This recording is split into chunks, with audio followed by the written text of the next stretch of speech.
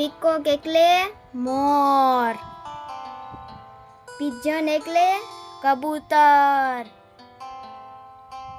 Parrot એટલે પોપટ. પીહેન એટલે ઢેલ. કુહુ એટલે કોયલ. ક્રો એટલે કાગડો. મેયના એટલે કાબર. આઉલ એટલે ઘુવડ. સ્ટોર્ક એટલે બગલો. હેન એટલે મરઘી.